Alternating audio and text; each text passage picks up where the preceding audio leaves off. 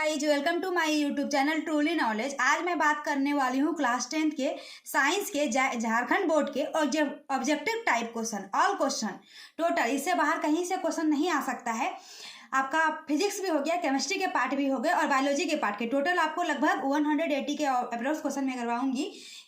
सारे के सारे इंपॉर्टेंट क्वेश्चन है। तो चलिए इस वीडियो को लेट न करते हुए मैं आगे बढ़ती हूँ।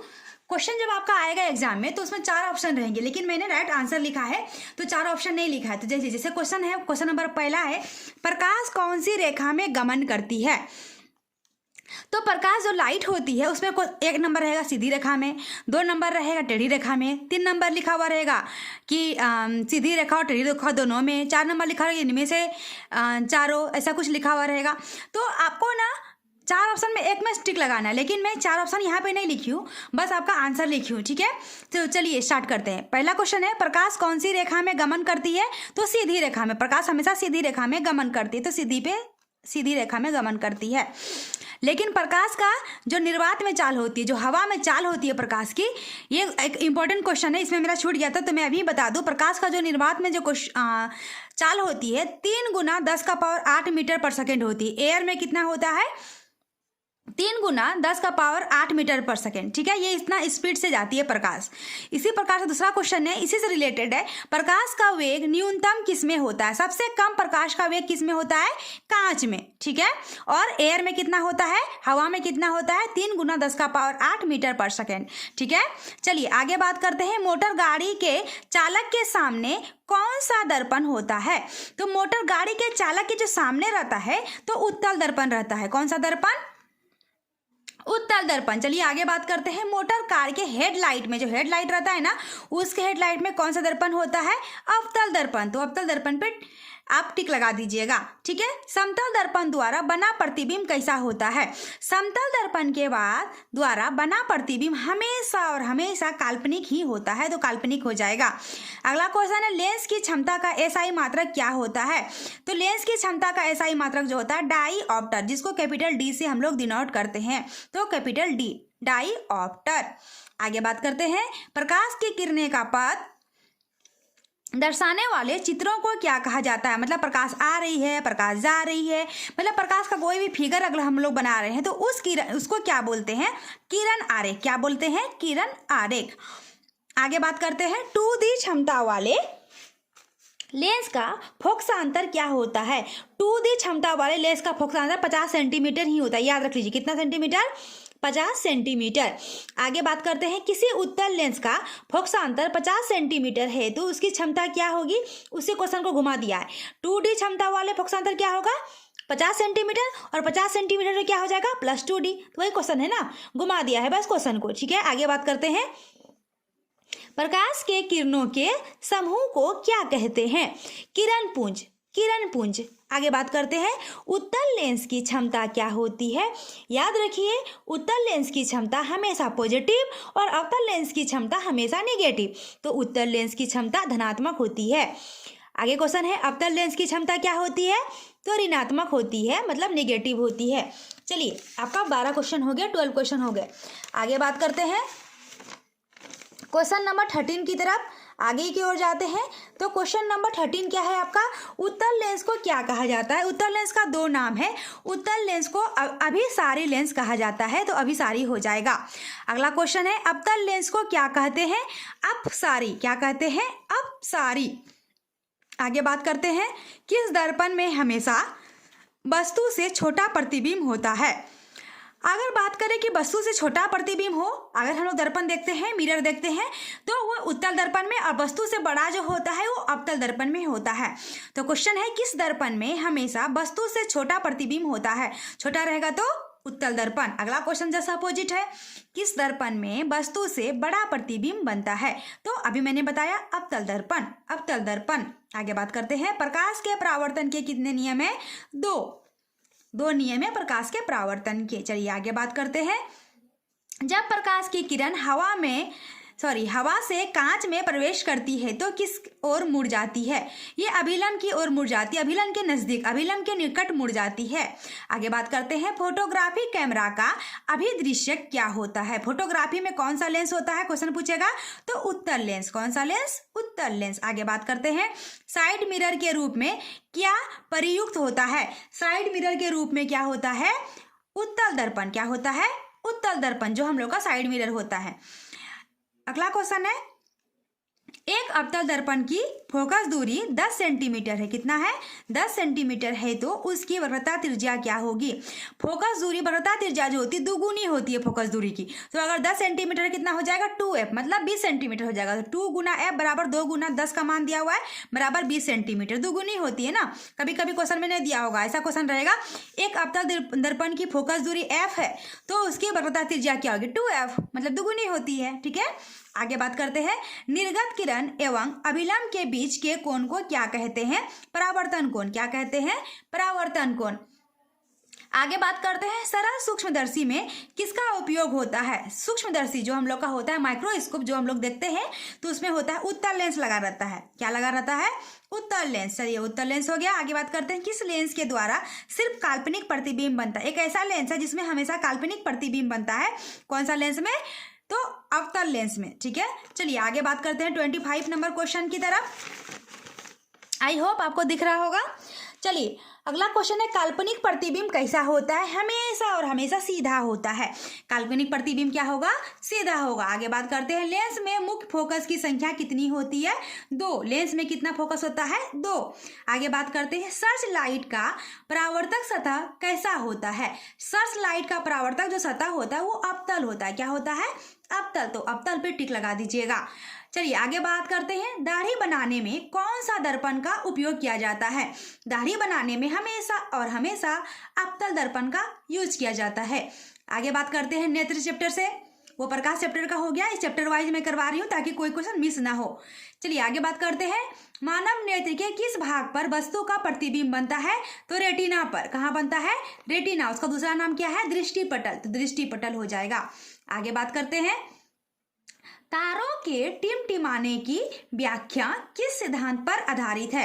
तारे क्यों टिमटिमाते हैं? प्रकाश के अपवर्तन के कारण। तो वही आंसर हो जाएगा, प्रकाश का अपवर्तन। आगे बात करते हैं, नेत्र लेंस की फोकस दूरी अधिक हो जाने पर कौन सा दृष्टिपटल होता है? सबसे पहले मैं नेत्र का 3 दृष्टि दोष होता है, एक निकट दृष्टि दोष, एक दूर दृष्टि दोष, एक जरा दूरदृष्टिता। तो निकट दृष्टि दोष किसे कहते हैं? जो निकट का वस्तु को साफ साफ देख ले तो निकट, जो दूर की वस्तु को साफ साफ देख ले तो दूर दृष्टि दोष। ठीक है, तो अब जब हम लोग डॉक्टर के पास जाते हैं, किसी को बीमारी रहती है तो डॉक्टर अलग अलग फोकस दूरी पे, अलग अलग थोड़ा दूर पे, थोड़ा अलग अलग चेंज करके चेक करता है कि कौन सा दृष्टि दोष है। ठीक है ना, तो आगे आपका ऐसे करके आगे करके चेक किया जाता है, डॉक्टर चेक करते हैं। तो उसी प्रकार से क्वेश्चन दिया हुआ है, नेत्र लेंस की फोकस दूरी अधिक हो जाने पर, फोकस दूरी जब अधिक हो जाएगा तब कौन सा दृष्टि दोष होता है? दूर दृष्टि दोष। कौन सा होता है? दूर दृष्टि दोष। आगे बात करते हैं, नेत्र में किसी वस्तु का बना प्रतिबिंब कैसा होता? आंख के ऊपर हम लोग डायरेक्ट जो कोई भी वस्तु को देखते हैं, कोई भी ऑब्जेक्ट को देखते हैं तो क्या होता है? वास्तविक उल्टा तथा छोटा होता है, वस्तु से छोटा होता है। आगे बात करते हैं, जो नेत्र निकट स्थित वस्तुओं को स्पष्ट नहीं देख पाता है, मतलब निकट की वस्तु को नहीं देख पाया तो किसको देख पाएगा? दूर को। अगर दूर को देख पाए तो कौन दृष्टि दोष? दूर दृष्टि दोष। देखिए आंसर में है दूर दृष्टि दोष। चलिए आगे बात करते हैं, श्वेत प्रकाश की किरण जब किसी प्रिज्म से होकर गुजरती है तो कौन सा रंग सबसे अधिक विचलित हो जाता है? तो बैगनी। कौन सा होता है? बैगनी। और सबसे कम क्या होता है? लाल। कौन होता है? लाल। चलिए आगे बात करते हैं क्वेश्चन नंबर 35 की तरफ। तो 35 जो क्वेश्चन है, अपने लेंस की फोकस दूरी को बदलकर दूर या निकट की वस्तु को साफ साफ देख सकने के गुण को क्या कहते हैं? गुण पूछ रहा है इस बार, ये नहीं पूछा कौन सा दोष है। तो इस गुण को क्या कहते हैं? बदल बदल को जो देखते हैं, समंजन क्षमता। क्या कहते हैं? समंजन क्षमता। चलिए आगे बात करते हैं, जरा दूरदर्शिता से पीड़ित व्यक्ति का उपचार किस लेंस से किया जाता है? तो जरा 3 दृष्टि दोष, तीनों को बारी बारी आएगा, क्वेश्चन नहीं मैंने किया है। तो जरा दूरदर्शिता होता है, कौन से लेंस से ठीक होता है? बाईफोकल। क्या? बाईफोकल लेंस से।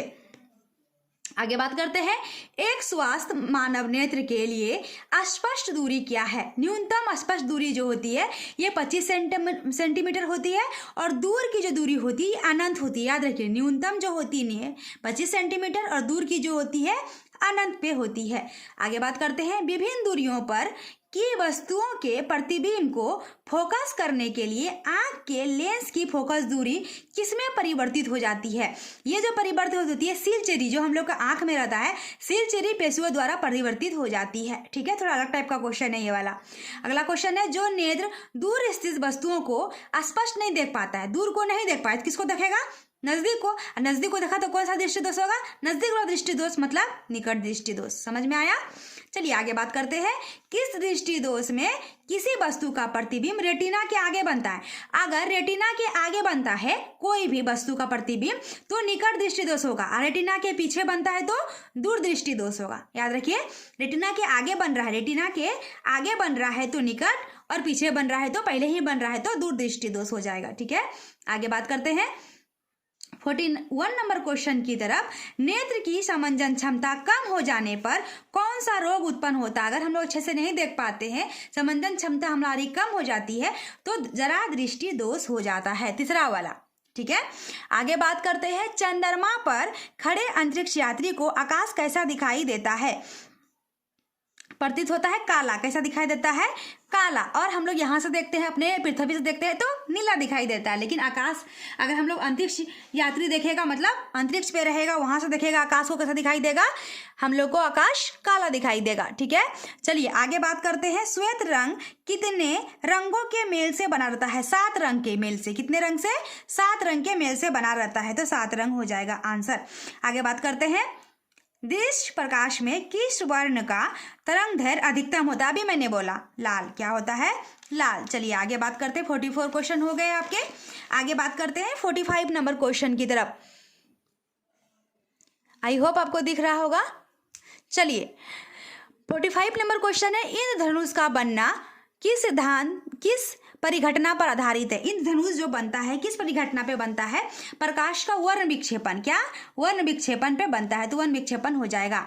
आगे बात करते हैं, किसी कोलाइडी विलयन में निलंबित कणों से प्रकाश के प्रकीर्ण को क्या कहा जाता है? टिंडल प्रभाव। कभी कभी पूछेगा टिंडल प्रभाव किसे कहते हैं, तो इसी क्वेश्चन को घुमा दीजिएगा। किसी कोलाइडी विलयन में निलंबित कणों से प्रकाश के प्रकीर्ण को टिंडल प्रभाव कहते हैं। ओके, आगे बात करते हैं। अभी देखिए वही क्वेश्चन आ गया, मैंने अभी जो बताया, समान मानव नेत्र का दूर का बिंदु क्या है? दूर का बिंदु मैंने बोला ना अनंत होता है, तो यही अनंत हो जाएगा। आगे बात करते हैं, निकट दृष्टि दोष वाले के व्यक्ति को चश्मे में क्या होता है? देखिए अगर हम लोग जरा की बात करें तो मैंने अभी बताया बाइफोकल, और निकट वाले के जो निकट दृष्टि दोष होता है उसको अवतल लेंस लगता है, और जो इसको दूर दृष्टि दोष होता है उसमें क्या लगेगा? उत्तल लेंस। याद रख लीजिए, निकट वालों को ठीक करने के लिए अवतल लेंस, दूर वाले को ठीक करने के लिए उत्तल लेंस, और जरा दृष्टि दोष को ठीक करने के लिए बाइफोकल लेंस का उपयोग किया जाता है। आगे बात करते हैं, मानव नेत्र में कौन सा लेंस होता है? हम लोग के आंख में कौन सा लेंस होता है? उत्तल लेंस। कौन सा लेंस होता है? उत्तल लेंस। चलिए आगे बात करते हैं 50 नंबर क्वेश्चन की ओर। किस दृष्टि दोष में नेत्र को क्रिस्टलीय लेंस धुंधला और पारदर्शी होता है? धुंधला दिखने लगता है तो हम लोग बोलते हैं ना, ये लोग को मोतियाबिंद हो गया लग रहा है, तो वही हो गया। कौन सी बीमारी होती है धुंधला दिखता है? तो मोतियाबिंद, जो बुढ़ापे में आती है, मोतियाबिंद। ठीक है, चलिए आगे बात करते हैं हम लोग क्वेश्चन की तरफ। तो क्वेश्चन है 51 नंबर, स्पेक्ट्रम प्राप्त करने के लिए किसका उपयोग किया जाता है? तो स्पेक्ट्रम प्राप्त करने के लिए प्रिज्म होता है, एक त्रिभुज के आकार का शीशे का, कांच का बना हुआ, उसी को प्रिज्म कहते हैं। तो श्वेत प्रकाश में 7 रंग जो होता है उसको प्रूव करने के लिए क्या किया जाता है कि वो स्पेक्ट्रम साइड में रख के, स्पेक्ट्रम मतलब पर्दा टाइप का होता है, साइड में रख के यहाँ पे प्रिज्म रखा जाता है और लाइट दी जाती है ताकि उस पर श्वेत प्रकाश आके 7 रंगों में बिखर जाए। तो वो हमारा प्रैक्टिकल वाला पार्ट है। तो वही क्वेश्चन है, स्पेक्ट्रम प्राप्त करने के लिए किसका उपयोग किया जाता है? तो प्रिज्म का उपयोग किया जाता है। आगे बात करते हैं, स्पेक्ट्रम में किस रंग की किरण का विचलन, झुकाव सब कम होता है? कम किस में होता है? स्पेक्ट्रम में 7 रंग होंगे तो लाल का सबसे कम हो जाता है। आगे बात करते हैं, दृष्टि दोष के निवारण के लिए, अभी मैंने बोला था दूर के दृष्टि दोष के निवारण के लिए कौन सा लेंस? उत्तल लेंस। ठीक है। आगे बात करते हैं, प्रिज्म से प्रकाश की कौन सी परिघटना घटती है? वर्ण विक्षेपण। वर्ण विक्षेपण से 7 रंग होते हैं, तो वर्ण विक्षेपण हो जाएगा आंसर। आगे बात करते हैं, प्रकाश के किस रंग का तरंगदैर्घ्य सबसे कम होता है? तो बैगनी रंग का सबसे कम होता है। प्रकाश का बैगनी रंग का क्या होता है? तरंगदैर्घ्य सबसे कम होता है। ये तरंगदैर्घ्य है, ध्यान दीजिएगा, तरंगदैर्घ्य। चलिए आगे बात करते हैं 56 नंबर क्वेश्चन की ओर। आकाश का रंग नीला किसके कारण प्रतीत होता है? नीला तो दिखता है, किसके कारण दिखता है? तो प्रकाश के प्रकीर्ण के कारण। किसके कारण? प्रकाश के प्रकीर्ण के कारण दिखता है। आगे बात करते हैं, एक साधारण प्रिज्म कितने सतहों से घिरा रहता है? साधारण जो प्रिज्म होता है, अभी मैंने बोला प्रिज्म 5 कितनी सतहों से घिरा रहता है? 5। आपने लैब में देखा होगा तो प्रिज्म 5 सतहों से घिरा रहता है। आगे बात करते हैं, किसी वस्तु का प्रतिबिंब रेटिना के पीछे बनता है। रेटिना के पीछे बनता है तो कौन सा? दूर। और रेटिना के आगे बनता है तो निकट। वही क्वेश्चन है, किसी वस्तु का प्रतिबिंब रेटिना के पीछे बनता है तो वह व्यक्ति कौन से दृष्टि दोष से पीड़ित रहता है? तो ऑब्वियस है दूरदृष्टि दोष, तो दूरदृष्टि दोष हो जाएगा। आगे बात करते हैं, किसी माध्यम में छोटे छोटे कणों के निलंबन को क्या कहता है? कोलाइड। क्या कहा जाता है? कोलाइड कहा जाता है। आगे बात करते हैं, नेत्र गोलक का व्यास लगभग कितना होता है? नेत्र गोलक का जो व्यास होता है 2.3 सेंटीमीटर होता है। हम लोग का आँख का जो गोल वाला भाग होता है उसका व्यास कितना होता है? 2.3 सेंटीमीटर होता है। आगे बात करते हैं, विद्युत सिग्नल कौन उत्पन्न करता है? तो इसका नाम है प्रकाश सुग्राही। ये भी अलग टाइप का क्वेश्चन आ गया, तो प्रकाश सुग्राही। आगे बात करते हैं, सिग्नलों की व्याख्या कहाँ होती है? कोई भी चीज़ की, सिग्नल की छोड़िए, बात करें तो कोई भी चीज़ की व्याख्या जब हम लोग करते हैं कहाँ? अपने दिमाग में करते हैं, तो मस्तिष्क में होती है। ठीक है। आगे बात करते हैं अगले चैप्टर से, प्रतिरोध का एसआई मात्रक क्या है? ओम। ओम को हम लोग कैसे लिखते हैं? उल्टा टोपी। ओम। प्रतिरोध का मात्रक क्या है? ओम। विद्युत धारा का एसआई मात्रक क्या है? एम्पियर। क्या है? एम्पियर। विभवांतर का एसआई मात्रक क्या होता है? वोल्ट। क्या होता है? वोल्ट। विद्युत शक्ति का एसआई मात्रक क्या होता है? वाट, जिसको कैपिटल डब्ल्यू से लिख सकते हैं। विद्युत शक्ति का एसआई मात्रक क्या होता है? वाट। चलिए कुछ अर्धचालक का उदाहरण दे। अर्धचालक क्या होता है?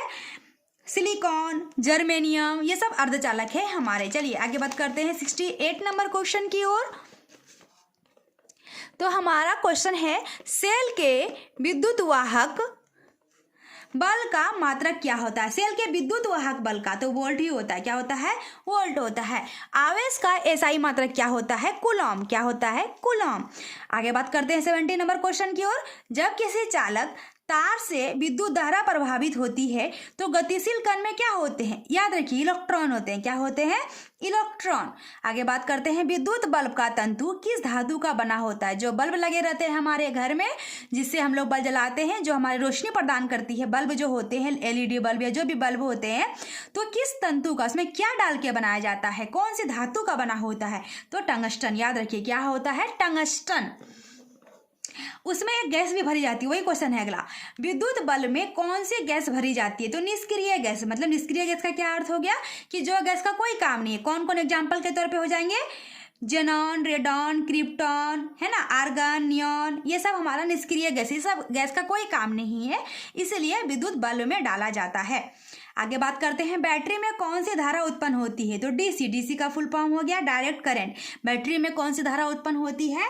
Direct current, DC. आगे बात करते हैं, आमीटर को विद्युत परिपथ में कैसे जोड़ा जाता है? अब हमारा परिपथ दो प्रकार से जोड़ा जाता है घर में, एक श्रेणी क्रम में और एक पार्श्व क्रम में। श्रेणी क्रम मतलब कंटिन्यू जोड़ा जाता है। एक ही अगर स्विच लगा हुआ है, उसी स्विच से हमारा फैन भी ऑन है, उसी स्विच से अगर हमारा टीवी भी चल रहा है, उसी स्विच से और भी कुछ चल रहा है, उसको बोलते हैं श्रेणी क्रम। और अलग अलग कोई भी चीज, अगर टीवी चलाने के लिए अलग स्विच है, बल्ब जलाने के लिए अलग स्विच है, फैन ऑन करने के लिए अलग स्विच है, तो अलग अलग जो रहता है स्विच हमारे घर में, तो ऐसे जुड़े रहते हैं, तो ऐसे उसको बोलते हैं पार्श्व क्रम। तो आमीटर को विद्युत परिपथ में कैसे जोड़ा जाता है? श्रेणी क्रम में, मतलब साथ में जोड़ा जाता है, एक साथ ही जोड़ेंगे। ठीक है। आगे बात करते हैं, विद्युत ऊर्जा का एसआई मात्रक क्या होता है? विद्युत ऊर्जा का जो एसआई मात्रक होता है KWH, किलोवाट घंटा होती है। आगे बात करते हैं, विद्युत हीटर की कुंडली में किसका प्रयोग किया जाता है? विद्युत हीटर की कुंडली में नाइक्रोम, किसका? नाइक्रोम का प्रयोग किया जाता है। आगे बात करते हैं, विद्युत चुंबक किसके बनाए जाते हैं? चुंबक जो बनता है, जो मैग्नेट होती है, चुंबक, जो होती है ये लोहा का बनता है, लेकिन कैसा लोहा का? नरम लोहा का। तो वही क्वेश्चन है, नरम लोहे का विद्युत चुंबक बनाए जाते हैं। आगे क्वेश्चन है, विद्युत उत्पन्न करने की युक्ति कौन सी है? विद्युत जनित्र। क्या है? विद्युत जनित्र। और लास्ट 79 नंबर क्वेश्चन है, एक एचपी का फुल फॉर्म हो गया हॉर्स पावर, मतलब अश्व शक्ति का मान कितना होता है? तो 746 वाट, 746 वाट होते हैं। आगे बढ़ते हैं 80 नंबर क्वेश्चन की तरफ। 80 नंबर में क्वेश्चन में आ गए हम लोग, ठीक है। चलिए आगे बात करते हैं, विद्युत फ्यूज विद्युत धारा के किस सिद्धांत पर काम करती है? विद्युत फ्यूज जो होती है ये उष्मीय, कौन से प्रभाव पे? उष्मीय प्रभाव पे काम करती है। आगे बात करते हैं, 1 किलोवाट घंटा किसके बराबर होता है? तो 3.6 × 10⁶ जूल होता है। आगे क्वेश्चन है, विद्युत घंटी किस प्रभाव पे काम करती है? चुंबकीय प्रभाव पे। किस प्रभाव पे? चुंबकीय प्रभाव पे। विद्युत घंटी किस प्रभाव पे काम करती है? चुंबकीय प्रभाव पे। आगे बात करते हैं, डायनेमो का सिद्धांत किस पर आधारित है? डायनेमो का जो सिद्धांत है विद्युत चुंबकीय प्रेरण पर आधारित है, विद्युत चुंबकीय प्रेरण पर। आगे बात करते हैं 84 नंबर क्वेश्चन की ओर। लघु पतन के समय परिपथ में विद्युत धारा का मान क्या हो जाता है? याद रखिए, लघु पतन के समय विद्युत धारा का मान बहुत ज्यादा हो जाता है, वही लिखा है, बहुत अधिक बढ़ जाता है, ठीक है। आगे बात करते हैं, डायनेमो में से किस प्रकार की धारा प्राप्त होती है? डायनेमो से 2 प्रकार की धारा प्राप्त होती है, दृष्ट धारा भी और प्रत्यावर्ती धारा भी, ठीक है। कौन कौन? दृष्ट धारा भी और प्रत्यावर्ती धारा भी प्राप्त होती है। आगे बात करते हैं, भारत में उत्पादित प्रत्यावर्ती विद्युत धारा की आवृत्ति कितनी होती है? अब भारत का बात करें, अपने देश की बात करें तो विद्युत धारा मैक्सिमम जो होती है कि आवृत्ति जो होती है कितनी होती है? सिर्फ और सिर्फ 50 हर्ज, इससे ज़्यादा नहीं होगा। तो वही लिखा है 50 हर्ज, ठीक है। और अगर वोल्ट की बात करें, उदासीन तार के वोल्टेज की बात करें, 220 वोल्ट। अगला क्वेश्चन देख ही लेते हैं, भारत में विद्युतमय तार एवं उदासीन तार के बीच कितना विभवांतर होता है? अगर इंडिया में होता है विभवांतर मैक्सिमम, इससे ज़्यादा इंडिया का होगा ही नहीं, कितना होता है? 220 वोल्ट होता है। आगे बात करते हैं, विद्युतमय तार का रंग कैसा होता है? जो विद्युतमय हमने पढ़ा, विद्युतमय तार जो होता है ये लाल रंग की होती है, लाल रंग का। उदासीन तार हमने जो यहाँ पढ़ा, उदासीन तार का रंग कैसा होता है? तो ये काला होता है। क्या होता है? काला, ठीक है। 2 तार हमेशा देखे होंगे घर में, एक लाल एक काला, ठीक है। चुंबकीय क्षेत्र का एसआई मात्रक क्या होता है? चुंबकीय क्षेत्र का जो होता है टेस्ला, क्या होता है? टेस्ला। आपका 90 नंबर क्वेश्चन सॉल्व हो चुका है। चलिए आगे बात करते हैं क्वेश्चन नंबर 91 की तरफ। 91 नंबर क्वेश्चन है, विद्युत चुंबकीय प्रेरण की खोज। हमने बहुत बार पढ़ लिया विद्युत चुंबक। तो विद्युत चुंबकीय प्रेरण की खोज किसने की थी? तो फैराडे ने की थी। किसने की थी? फैराडे ने की थी। आगे बात करते हैं, पृथ्वी का विभव कितना होता है? पृथ्वी का जो विभव होता है ये 0 होता है, शून्य होता है। तो शून्य मैंने आंसर में लिखा है। आगे बात करते हैं, चुंबकीय बल क्षेत्र का, चुंबकीय बल का नहीं, ध्यान रखिए, चुंबकीय बल क्षेत्र का एसआई मात्रक क्या होता है? तो न्यूटन प्रति एम्पियर मीटर। क्या होता है? न्यूटन प्रति एम्पियर मीटर। आगे बात करते हैं, कुछ बायोगैस ईंधन स्रोत का नाम लिखें। तो कुछ बायोगैस ईंधन स्रोत का क्या क्या हो सकता है? लकड़ी हो सकता है, कोयला हो सकता है, गोबर गैस हो सकता है, ठीक है। आगे बात करते हैं, ग्लोबल वार्मिंग के लिए कौन सा गैस उत्तरदायी है? ग्लोबल वार्मिंग के लिए याद रखिए कार्बन डाइऑक्साइड, तो CO2, कार्बन डाइऑक्साइड, ओके।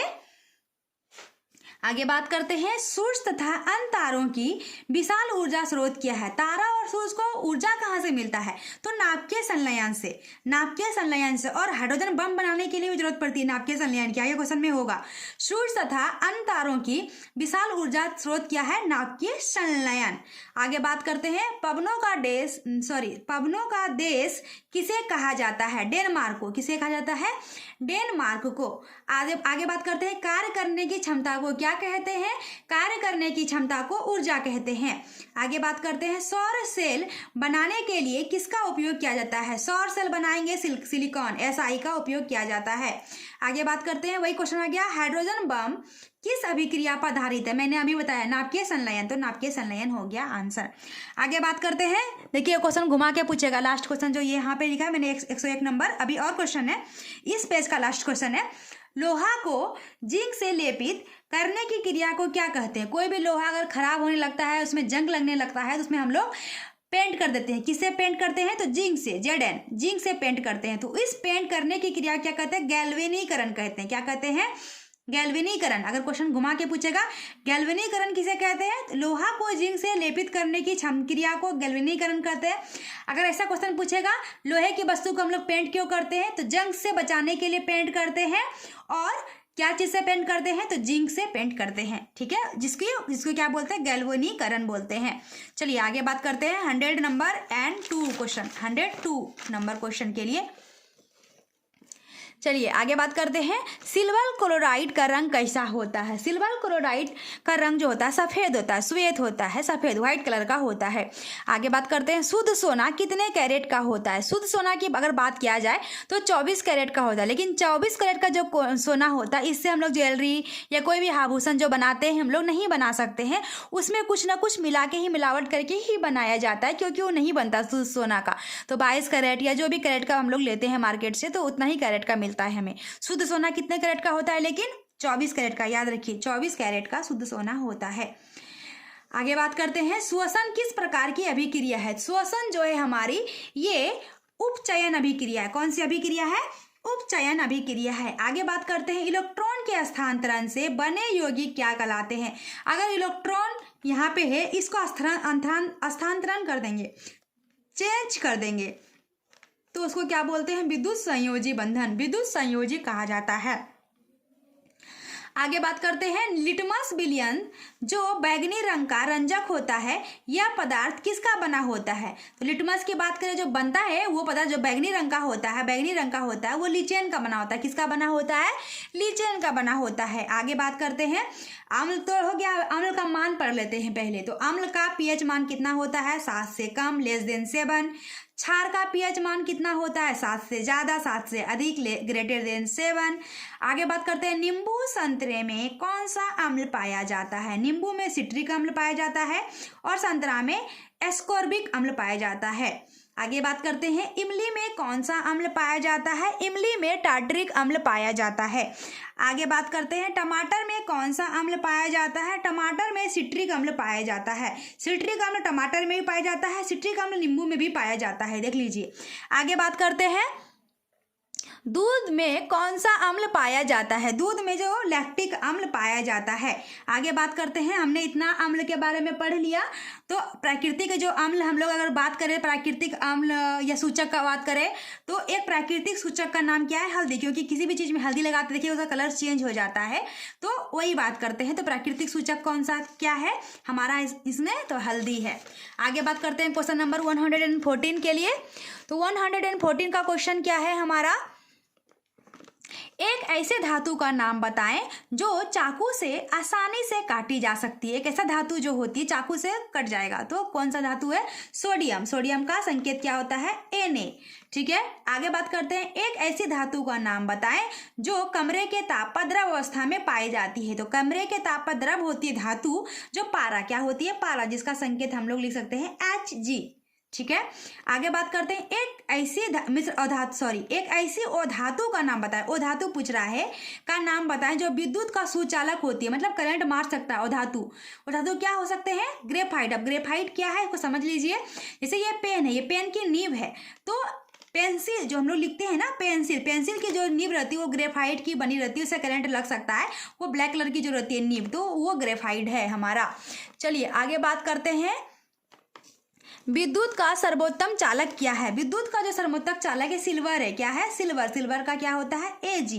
ठीक है। आगे बात करते हैं नमक का रासायनिक सूत्र बतावे। नमक का रासायनिक सूत्र क्या होता है? Sodium chloride, NaCl, sodium chloride. आगे बात करते हैं बुझा हुआ चूना का सूत्र बताएं। बुझा हुआ चूना का सूत्र होता है calcium oxide, CaO, calcium oxide. आगे बात करते हैं प्लास्टर ऑफ पेरिस का सूत्र बतावे। तो प्लास्टर ऑफ पेरिस जो हड्डी, टूटी मोटी हड्डी को जोड़ के रखता है, मूर्ति बनाने में काम आता है प्लास्टर ऑफ पेरिस का, तो इसका सूत्र पूछ रहा है। तो सूत्र होता है CaSO4 × ½ H2O, CaSO4 × ½ H2O। ठीक है। अगला क्वेश्चन है अमलगम एक मिश्र धातु है जिसमें कौन से धातु हमेशा रहता है? अमलगम एक ऐसी धातु है, मिश्र धातु है जिसमें हमेशा एक धातु रहता है जो पारा, Hg। ठीक है। आगे बात करते हैं सोना किस द्रव में घुल जाता है। देखिएगा सोनार लोग बोलता है कि सोना सोना का पानी नहीं फेंकता है, पानी में घुलता है, पानी नहीं, वो पानी नहीं रहता है, वो अम्ल राज रहता है, क्योंकि अम्ल राज में सोना घुल जाता है, घुल जाने के बाद वो रख लेता है, बाद में सोना जो भी यूज कर लेता है सोनार लोग। इसीलिए हमेशा ध्यान रखिए कि सोना किस द्रव में घुल जाता है, तो अम्ल राज सोनार के पास मिल जाएगा। अगर देखने को अगर चाहिए तो सोनार के पास रह जाए, किसी भी शॉप पे आपको मिल जाएगा, अम्ल राज में सोना घुल जाता है। जैसे कि हम लोग शरबत बनाते हैं तो चीनी नींबू पानी घुल जाता है, उसी प्रकार से सोना घुल जाता है, किसमें, तो अम्ल राज में। आगे बात करते हैं सीसा और टीन की मिश्र धातु को क्या कहते हैं। सीसा और टीन की मिश्र धातु को कहते हैं सोल्डर। क्या कहते हैं, सोल्डर। आगे बात करते हैं एल्केन का सूत्र। तीन चीज होता है, एल्केन, एल्कीन, एल्काइन, मैंने तीनों का लिख दिया है। एल्केन का सूत्र क्या होता है, CnH2n+2, CnH2n+2, और एल्कीन का होता है CnH2n, बस CnH2n। आगे बात करते हैं अल्काइन का, तो 126 नंबर क्वेश्चन आ गया आपका कि अल्काइन का सूत्र क्या होता है। तो अल्काइन का जो सूत्र होता है CnH2n-2, एक हो गया +2, एक तो कुछ नहीं और एक -2, तो अल्काइन का होता है CnH2n-2। ठीक है, आगे बात करते हैं वायुमंडल में कार्बन डाइऑक्साइड गैस कितना प्रतिशत है। तो वायुमंडल में कार्बन डाइऑक्साइड की संख्या कितनी होती है, 0.03%। कितना है, 0.03%। आगे बात करते हैं सल्फ्यूरिक अम्ल का अणुसूत्र क्या होता है। सल्फ्यूरिक अम्ल का अणुसूत्र होता है H2SO4, H2SO4। आगे बात करते हैं नीला थोता, जिसको तुतिया भी कहा जाता है, नीला थोता का रासायनिक सूत्र क्या है, CuSO4×5H2O, CuSO4×5H2O। आगे बात करते हैं संगमरमर का रासायनिक सूत्र क्या है, कैल्शियम कार्बोनेट, CaCO3, CaCO3। चीनी का रासायनिक सूत्र क्या है, C12H22O11, कार्बन का 12 भाग, हाइड्रोजन का 22 भाग और ऑक्सीजन का 11 भाग, C12H22O11 चीनी का सूत्र होता है। आगे बात करते हैं सोडियम कार्बोनेट का अणुसूत्र क्या होता है, Na2CO3, Na2CO3। आगे बात करते हैं सोडियम बाइकार्बोनेट का अणुसूत्र क्या होता है, NaHCO3। बाई की जगह पे क्या आ गया, H, तो NaHCO3। आगे बात करते हैं बायोलॉजी के पार्ट से, आ गया फिजिक्स केमिस्ट्री खत्म हो गया आपका। चलिए आगे बात करते हैं रक्त का थक्का बनने में क्या सहायक होता है। खून जो जम जाता है क्या किसकी रीजन से होता है, तो रक्त बिंबाणु। क्या होता है, रक्त बिंबाणु। आगे बात करते हैं किसे आत्महत्या का थैली कहते हैं या फिर किसे पाचक थैली भी कहा जाता है, तो लाइसोसोम को, किसको, लाइसोसोम को कहा जाता है। आगे बात करते हैं पाचन क्रिया कहाँ पूर्ण होती है, जो हमारा खाना पचता है कहाँ पूर्ण होती है, छोटी आंत में। कहाँ पूर्ण होती है, छोटी आंत में। अगला क्वेश्चन है छोटी आंत की दीवार में पाई जाने वाली ग्रंथि के स्राव को क्या कहते हैं। वहां से जो एक निकलती है हमारा स्राव करती है, तो वो उसको क्या कहते हैं, आंतरस और सक्कस एंटीरिकस, आंतरस और सक्कस एंटीरिकस। आगे बात करते हैं क्वेश्चन नंबर 137 खत्म हो गया आपका, 138 आ गया अभी। तो 138 नंबर क्वेश्चन में क्या है, मछली के हृदय में, हमारा जो दिल होता है, तो मछली के दिल में कोष्ठक की संख्या कितनी होती है। याद रखिए मछली में होती है 2, मेंढक में होती है 3 और आदमी में होती है 4। तो वही क्वेश्चन है, मछली के हृदय में कोष्ठक की संख्या कितनी होती है, तो 2 होती है। आगे बात करते हैं मेढक के हृदय में कोष्ठक की संख्या कितनी होती है, तो अभी मैंने बताया 3 होती है। मनुष्य के हृदय में कोष्ठक की संख्या कितनी होती है, अभी मैंने बोला 4 होती है, मैंने वही क्वेश्चन लिखा है। आगे बात करते हैं चाइल का अवशोषण कहाँ होता है। चाइल का जो अवशोषण होता है ये इलियम में, कहाँ होता है, इलियम में। आगे बात करते हैं मनुष्य की आहार नाल की कौन सी रचना अवशेषीय अंग है, जिसका कोई काम नहीं, अवशेषीय अंग है, हमारे शरीर में पाए जाते हैं, उसका नाम क्या है, अपेंडिक्स। क्या नाम है, अपेंडिक्स। चलिए आगे बात करते हैं पैरामीशियम में भोजन का अंतर्ग्रहण कहाँ होता है। पैरामीशियम में जो होता है कोशिका के मुख द्वारा होता है, कोशिका के मुख द्वारा होता है। आगे बात करते हैं पैरामीशियम में पाई जाने वाली पोषण विधि को क्या कहते हैं। पैरामीशियम में पाई जाने वाली पोषण विधि को प्राणी श्रम कहते हैं। क्या कहते हैं, प्राणी श्रम कहते हैं। आगे बात करते हैं हार्मोन मैंने पढ़ा। हार्मोन स्राव कहाँ होता है? तो अंतःस्रावी ग्रंथि से हार्मोन होता है, अंतःस्रावी ग्रंथि से। आगे बात करते हैं ग्वाइटर अथवा घेगा कैसे होता है? घेगा एक रोग है जो गला फूल जाता है, गले के नीचे होता है, तो आयोडीन की कमी से होता है, इसलिए आयोडीन युक्त नमक ही हमेशा खाना चाहिए। तो ग्वाइटर अथवा घेगा कैसे होता है? तो आयोडीन की कमी से होता है। आगे बात करते हैं थोरैक्सिन का स्रावन कहाँ होता है? थोरैक्सिन कहाँ होता है? थोराइड में, जो गले के पास रहता है, थोराइड में, ठीक है। आगे बात करते हैं मानव में डायलिसिस की थैली कहाँ होती है? डायलिसिस की थैली होती है नेफ्रॉन में। कहाँ होती है? नेफ्रॉन में। कभी कभी नेफ्रॉन का फिगर बनाने के लिए पूछा जाता है। अगला क्वेश्चन है भोजन का पचना किस प्रकार की अभिक्रिया है? जो भोजन पचता है हमारा, ये उपचयन अभिक्रिया। कौन सी अभिक्रिया है? उपचयन। चलिए आगे बात करते हैं 150 नंबर क्वेश्चन की ओर। 150 नंबर क्वेश्चन पे आ गए हम लोग। चलिए अब ज़्यादा नहीं है, थोड़ा सा ही है। आगे बात करते हैं बीज रहित फलों के बनने को क्या कहते हैं? बीज रहित फलों के बनने को कहते हैं अग्र प्रभाविकता। क्या कहते हैं? अग्र प्रभाविकता। आगे बात करते हैं कुछ पादप हार्मोन का नाम बताएं। सबका हार्मोन मैंने लिख दिया है, पादप का भी और लड़की का भी, लड़के का भी, ताकि 4 ऑप्शन मिलेंगे ये हार्मोन है कि नहीं, तो आप टिक लगा सकेंगे आसानी से। तो कुछ पादप हार्मोन का नाम लिखें। तो पादप हार्मोन कौन कौन होते हैं? साइटोकाइनिन, जिबरेलिन, ऑक्सिन और भी होते हैं। सब हार्मोन के अलग अलग काम होते हैं, ठीक है। कुछ पादप मतलब पेड़ पौधे के हार्मोन का क्या नाम है? Cytokinin, gibberellin, auxin. कुछ नर हार्मोन का नाम बताएं। नर मतलब लड़का, लड़का का हार्मोन का नाम क्या है? टेस्टोस्टेरोन। क्या नाम है? टेस्टोस्टेरोन। आगे बात करते हैं कुछ मादा हार्मोन का नाम बताएं। तो मादा हार्मोन का नाम क्या होता है? Oestrogen, progesterone. क्या होता है? Oestrogen, progesterone. आगे बात करते हैं तंत्रिका कोशिकाएं कितने प्रकार की होती है? तंत्रिका कोशिकाओं को कितने भागों में बांटा गया है? तो 3 भाग में बांटा गया है तंत्रिका कोशिका को। आगे बात करते हैं पत्तियों का मुरझाना किस पादप हार्मोन के कारण होता है? अभी मैंने बोला कि हर हार्मोन का अलग अलग काम है, तो कौन सा हार्मोन है जो कि पत्ती को मुरझा देता है? पत्तियों का मुरझाना किस हार्मोन का काम होता है? इस हार्मोन का नाम है एब्सिसिक अम्ल। किसका? एब्सिसिक अम्ल। ये यहाँ भी लिख सकते हैं पादप हार्मोन के नाम में भी। अगला क्वेश्चन है मनुष्य के गुणसूत्र की संख्या कितनी होती है?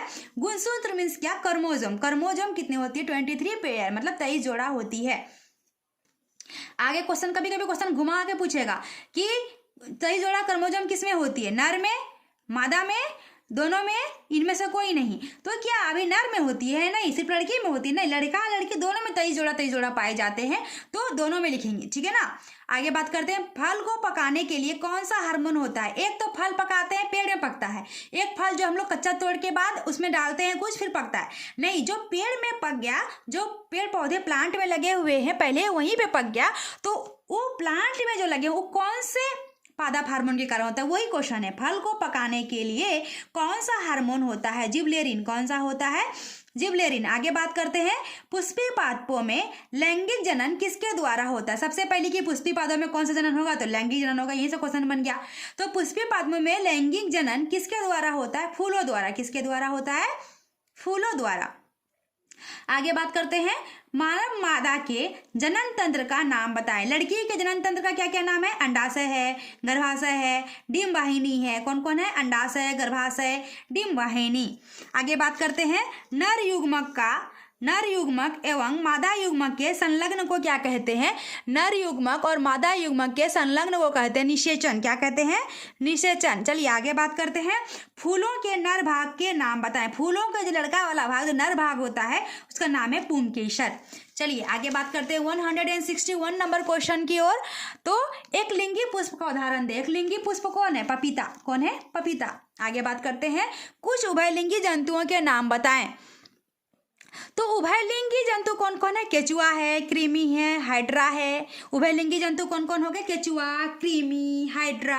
आगे बात करते हैं द्विलिंगी पुष्प का उदाहरण दे। द्विलिंगी जो पुष्प होता है कौन है? गुड़हल, जिसको हम लोग अड़हुल भी बोलते हैं गाँव घर में, और लाल फूल भी बोलते हैं, वही गुड़हल है, द्विलिंगी पुष्प है वो।